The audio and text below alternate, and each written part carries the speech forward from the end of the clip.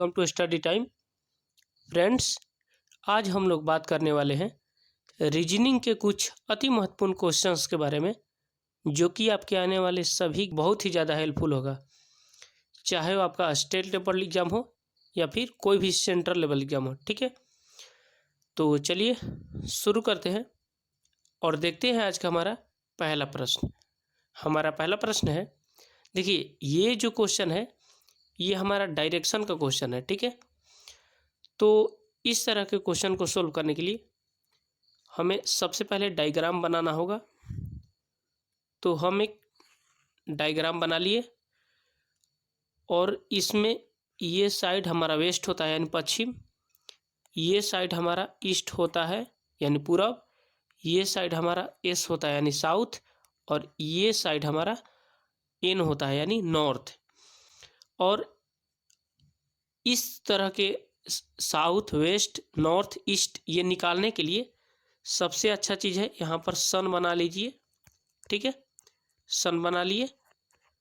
देखिए आपका घर चाहे कहीं भी हो, वहाँ पे सूरज तो निकलते होंगे सुबह में।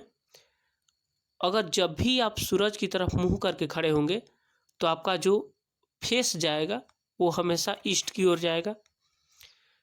आपका पीठ जहाँ जाएगा वो आपका पश्चिम के एरिया होगा, और आपका जो राइट हैंड है वो जिस ओर जाएगा वो आपका साउथ होगा, और जो आपका लेफ्ट हैंड है वो जिस साइड जाएगा वो आपका नॉर्थ होगा। ठीक है, तो आई होप कि आप लोगों को इतना बात समझ में आ गया। ठीक है, तो चलिए अब हम क्वेश्चन को सोल्व करते हैं। ठीक है, एक सेकंड पहले इसको हम लोग मिटा लेते हैं। तो चलिए हम फिर से डायग्राम बना लेते हैं और इस क्वेश्चन को सोल्व करते हैं। ठीक है, देखिए यहाँ पर हम एक डायग्राम बना लिए।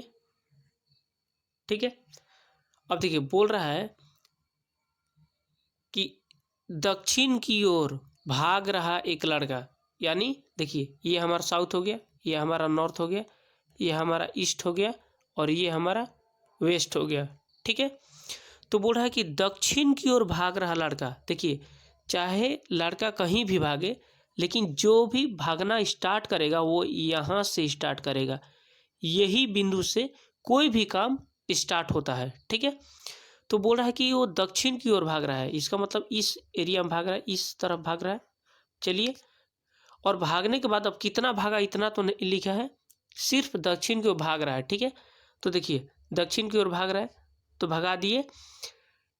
इसके बाद दक्षिण की ओर भागने के बाद एक लड़का जो दाईं ओर मुड़ जाता है, और मान लीजिए इस डायरेक्शन में चला गया, तो अब यहाँ से दाएं किधर मुड़ेगा? तो दाएं का मतलब होता है घड़ी की दिशा में। मान लीजिए ये हमारा कोई घड़ी का सुई है, तो यहाँ के बाद फिर दक्षिण की ओर, ये हमारा दक्षिण के एरिया हो गया, तो यहाँ से जब दाईं ओर मुड़ना चाहेगा तो किधर मुड़ेगा? तो इधर से हमारा ये डायरेक्शन में मुड़ेगा। ठीक है, क्योंकि दाएं का मतलब होता है क्लॉकवाइज यानी घड़ी की दिशा में, और एंटी क्लॉकवाइज का मतलब होता है घड़ी के विपरीत दिशा में यानी उल्टे दिशा में। ठीक है, तो अभी हमें दाएं घुमाना है यानी घड़ी की दिशा में घुमाना है, तो घड़ी की दिशा में घुमा लिए इस साइड में। ठीक है, ठीक है हो गया, यानी कि पहले दक्षिण गया, फिर यहाँ से इस साइड यानी दाएं ओर घूम गया। ठीक है, और फिर भागता है, मान लीजिए यहाँ तक भाग गया। ठीक है, इसके बाद फिर वह दाईं ओर घूमता है, और मान लीजिए अब इस डायरेक्शन में आ गया, तो यानी ये वेस्ट के डायरेक्शन में आ गया, पश्चिम के डायरेक्शन में। तो पश्चिम के डायरेक्शन में आ गया, तो फिर अब यहाँ से ये दाईं ओर मुड़ेगा, तो किधर मुड़ेगा? तो ये नॉर्थ की ओर जाएगा यानी क्लॉकवाइज जाएगा। ठीक है, तो ये मान लीजिए इस डायरेक्शन में भाग रहा है, इस डायरेक्शन में आ गया, इधर तक आ गया, यानी यहाँ से दाएं साइड यहाँ आ गया। ठीक है, यहाँ आ गया। ठीक है, यहाँ तक आ गया। ठीक है, अब बोल रहा है कि वह अंत में बाईं ओर घूमता है। अब मान लीजिए यहाँ वेस्ट में पूरा आ गया, अब यहाँ से बाईं ओर किधर जाएगा? तो जब दाईं ओर जाएगा तो ये तो क्लॉकवाइज जाएगा, अब बाईं ओर का मतलब होता है ये एंटी क्लॉकवाइज यानी इस साइड में। ठीक है, तो यानी अब हमारा इस साइड में जाएगा, इस साइड में। ठीक है, इधर आएगा, ठीक है।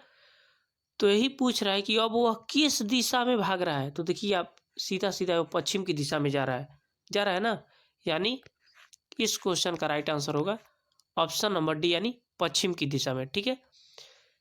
चलिए, आई होप कि आप लोगों को ये क्वेश्चन जो है समझ में आ गया। अब अगला क्वेश्चन देखते हैं। हमारा अगला क्वेश्चन है कि प्रत्येक प्रश्न के 4 विकल्प दिए गए हैं, ठीक है, जिसमें से एक बाकी विकल्पों से अलग है, तो उसी विकल्प को हमें चुनना है। यानी इनमें से ये जो 4 विकल्प दिए गए हैं, इनमें से कोई एक विकल्प ऐसा है जो कि तीनों से अलग होगा, तो वही हमें चुनना है, ठीक है। तो देखिए, ये जितना भी ये ऑप्शन दिया हुआ है सब पेड़ के बारे में ही लिखा है ना। तो देखिए, आप सबको बता दें कि पेड़ का जो है 5 भाग होते हैं। पहला होता है जड़, दूसरा होता है तना, तीसरा होता है शाखा या टहनी, ठीक है, चौथा होता है फूल और पांचवा होता है फल। और यही पांचों मिल करके एक अच्छे वृक्ष का यानी पेड़ का निर्माण करते हैं, ठीक है। तो बोल रहा है कि इन चारों ऑप्शन में से सबसे अलग कौन है। तो देखिए, ये जो टहनी है ये पेड़ का एक भाग है, ठीक है। ये जो पत्ता है, ये पत्ता भी क्या है, एक पेड़ का भाग है, यानी ये इसी में आ जाएगा, टहनी में ही पत्तियां भी आती है, ठीक है। यानी टहनी बोलिए या पत्तियां बोलिए, सबसे में आ जाएगा, ठीक है। यानी पत्ता भी जो होता है पेड़ का एक भाग होता है, और जो ये जड़ होता है वो भी एक पेड़ का भाग होता है। लेकिन ये जो पेड़ होता है वो किसी का भाग नहीं होता, बल्कि ये पूरा पेड़ ही होता है। इसका मतलब इस क्वेश्चन का हमारा राइट आंसर होगा इन चारों विकल्पों में से ऑप्शन नंबर ए, क्योंकि ये जो तीनों है ये पेड़ का कोई ना कोई भाग है, जबकि ये हमारा पूरा पेड़ है, ठीक है। तो इस क्वेश्चन का राइट आंसर होगा ऑप्शन नंबर ए, ठीक है। हमारा अगला क्वेश्चन है कि ये जो सीरीज दिया गया है, इसी सीरीज को देखकर बताना है कि आपके बाईं ओर से 10वें अक्षर से बाईं ओर 9वां अक्षर कौन सा होगा। तो देखिए, इसमें 2 चीज़ ध्यान देना होता है। या तो एक लिखा होता है समान डायरेक्शन, समान दिशा, और एक होता है असमान दिशा, यानी विभिन्न दिशा, यानी अलग अलग दिशा। जैसे लेफ्ट से लेफ्ट हो गया ये सामान्य दिशा, या राइट से राइट हो गया, ये हमारा सामान्य दिशा कहलाएगा। और जो असामान्य दिशा में होगा वो होगा लेफ्ट से राइट या तो राइट से लेफ्ट, ठीक है। तो यहाँ देखिए क्या दिया है, यहाँ हमारा दिया गया है, एक सेकेंड इसको मिटा लेते हैं। यहाँ पर दिया गया है, यहाँ भी लेफ्ट है और यहाँ भी लेफ्ट है, यानी दोनों लेफ्ट लेफ्ट दिया है, यानी समान दिशा में दिया है, ठीक है। तो जब भी इस तरह का क्वेश्चन आए, जब भी इस तरह का क्वेश्चन मिले, तो आप लोगों को कुछ नहीं करना है, सिंपली अगर समान डायरेक्शन रहेगा यानी समान दिशा रहेगा तो इन दोनों नंबरों को घटा देना है। यानी 10 में से 9 घटाएंगे तो कितना आएगा, 1 आएगा, ठीक है। और इसी 1 को, एक सेकेंड इसको मिटा लेते हैं, ठीक है, इसको मिटा लेते हैं। देखिए, 10 में से 9 घटा दिए तो हमारा 1 आ गया, और जो ये 1 आया अब किस दिशा से देखेंगे। तो देखिए यहाँ देखेंगे सबसे पहली बार कौन सा दिशा दिया हुआ है, तो ये बाईं ओर लिखा है, ठीक है। तो बाईं ओर से पहला देखेंगे कौन सा है, तो देखिए बाईं ओर से पहला ए आ रहा है, इसका मतलब हमारा ऑप्शन नंबर ए करेक्ट हो जाएगा, ठीक है।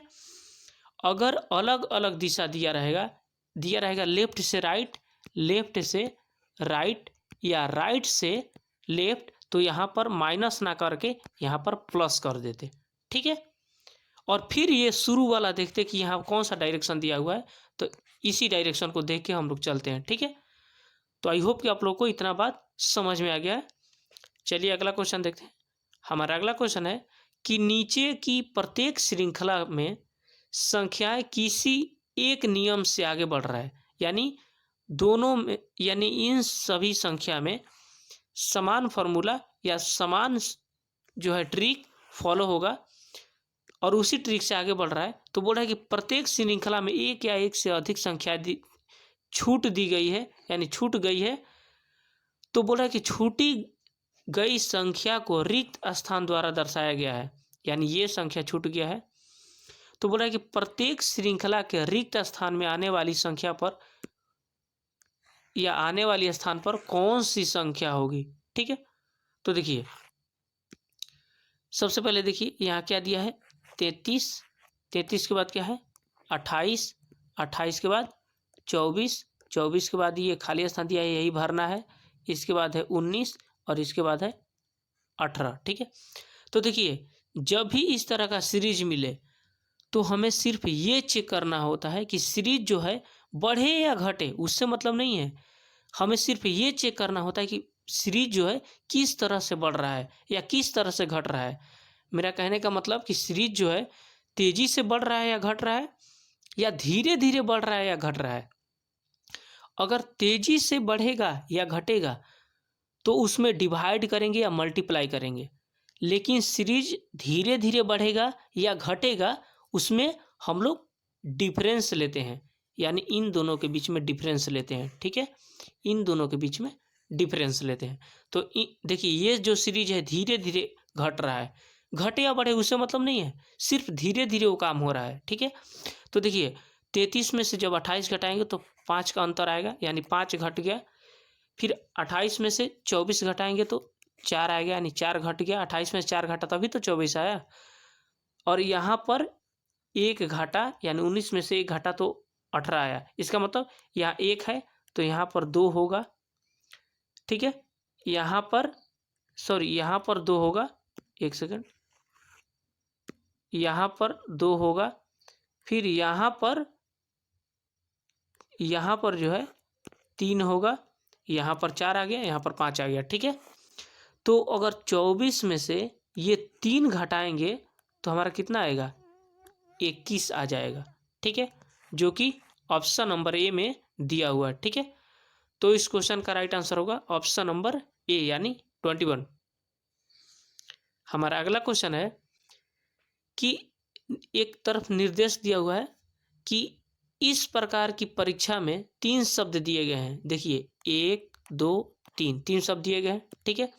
तो बोल रहा है कि जो शब्द या जो पहले जो शब्द किसी न किसी रूप से कोई ना कोई संबंध है इन दोनों में, तो उसी तरह से बोल रहा है कि इसका संबंध यहाँ पर किससे होगा, इन चारों ऑप्शन में से, ठीक है। यानी उसका कहने का मतलब कि स्वप्न जो है जिस तरह से वास्तविकता से रिलेटेड है तो उसी तरह से ये झूठ जो है इनमें से किससे रिलेटेड होगा। तो देखिए सबसे पहले हम लोग देखते हैं कि इन दोनों के बीच में संबंध क्या है, किसके बीच में, तो स्वप्न और वास्तविकता के बीच में। देखिए स्वप्न का मतलब होता है इमेजिन करना, सिर्फ इमेजिन कर सकते हैं, ठीक है। और वास्तविकता का मतलब होता है रियल में वो काम कर सकते हैं, ठीक है। यानी कि स्वप्न का उल्टा होता है वास्तविकता, तो इसी तरह से झूठ का उल्टा होता है ये सच, यानी यहाँ पर सत्य हमारा राइट आंसर होगा, ठीक है। यानी स्वप्न का मतलब होता है इमेजिन करना, तो उसी का उल्टा होता है ये वास्तविकता यानी रियलिटी। तो उसी तरह से ये झूठ जो है उसका उल्टा होगा ये सत्य, ठीक है। तो इस क्वेश्चन का राइट आंसर होगा ऑप्शन नंबर बी, ठीक है। तो आज का क्वेश्चन जो है हमारा यहीं पे समाप्त होता है। आई होप कि आप लोगों को ये क्वेश्चन समझ में आया होगा। तो आज का क्वेश्चन यहीं पे समाप्त कर देते हैं। तब तक के लिए अच्छे से पढ़ाई करिए, मिलते हैं नेक्स्ट वीडियो में। तब तक के लिए जय हिंद।